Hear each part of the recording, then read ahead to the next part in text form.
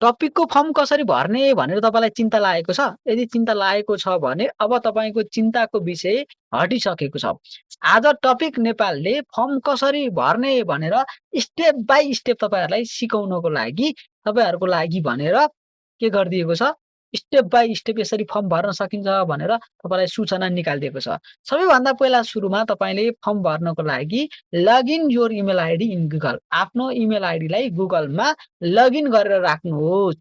त्यसपछि तपाईँले टपिक नेपालको फेसबुक पेजमा गएर त्यहाँ एउटा लिङ्क हुन्छ र त्यो लिङ्कलाई क्लिक गर्नुहोस् भनेर भनिएको छ। टपिक नेपालको फेसबुक पेज कस्तो हुन्छ भनेर यहाँ देखाइएको छ, त्यो पनि तपाईँले हेर्नु होला। टपिक नेपालको फेसबुक पेजमा गएर त्यहाँ राखिएको आवेदन लिङ्कमा क्लिक गर्नुहोस् र त्यसपछि तपाईँले है त त्यसपछि तपाईँले त्यो लिङ्कलाई क्लिक गरिसकेपछि त्यो लिङ्क चाहिँ गुगल ब्राउजरमा आफै खुल्छ।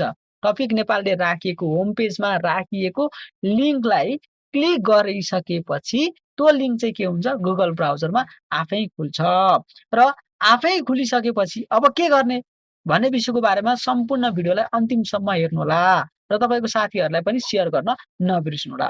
त्यो लिङ्क खुल्छ र त्यो लिङ्क खुलिसकेपछि तपाईँले प्रत्येक प्रश्नको निर्देशन अनुसार बिस्तारै फारम भर्नुहोस्। हरेक निर्देशन चाहिँ एकदम ध्यानपूर्वक पढ्नुहोस् अनि त्यसपछि फर्म भर्नुहोस्। फारम भरेपछि सबमिट भन्ने बटन देख्नुहुन्छ र त्यो बटनमा थिचेर बुझाइदिनुहोस्। अनि त्यसपछि तपाईँको फारम सफलतापूर्वक बुझाइनेछ।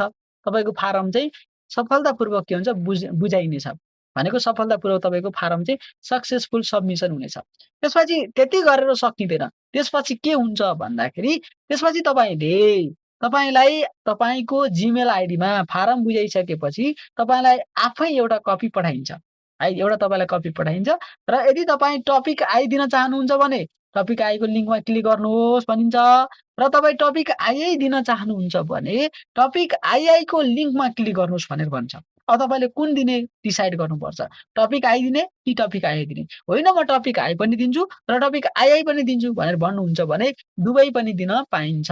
एउटै जीमेल आइडीले दुवै लगइन गर्न पाइन्छ। त्यसपछि है त त्यसपछि यदि तपाईँ टपिक आइ दिन चाहनुहुन्छ भने टपिक आईको लिङ्कमा क्लिक गर्नुहोस् र टपिक आइ दिनुहुन्छ भने टपिक आईको लिङ्कमा क्लिक गर्नुहोस्। यदि तपाईँ टपिक आइ र आइ दुवै दिन चाहनुहुन्छ भने दुवै तपाईँले क्लिक गर्नुहोस्। फारम भर्दा कुनै पनि गलत जानकारी दिएमा आवेदन चाहिँ स्वतः रद्द हुनेछ। हामी तपाईँको आवेदन चेक गरेर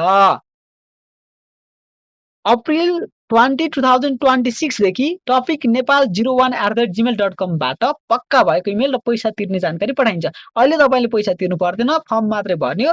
तपाईँको फर्म इस्यु भइसकेपछि तपाईँको फर्म चाहिँ कन्फर्म भइसकेपछि मात्र पैसा तिर्ने हो तपाईँहरूले है। तपाईँहरूले चाहिँ अहिले नै पैसा तिर्नु पर्दैन, तपाईँको कन्फर्म हुनु पर्यो। अनि अप्रिल 20, 2026 भन्दा आवेदन अगाडि आवेदन पुष्टि वा भुक्तानी सम्बन्धी कुनै सोधपुछ अथवा स्वीकार गरिने छैन भनेको छ। भनेको तपाईँले अप्रिल 20 भन्दा अगाडि पैसा तिर्न पाउनुहुन्न। त्यसपछि दर्ता गर्दा गलत जानकारी दिएमा कारण पुष्टि इमेल नआएमा त्यसको जिम्मेवारी स्वयं तपाईँ आफै हुनुपर्नेछ।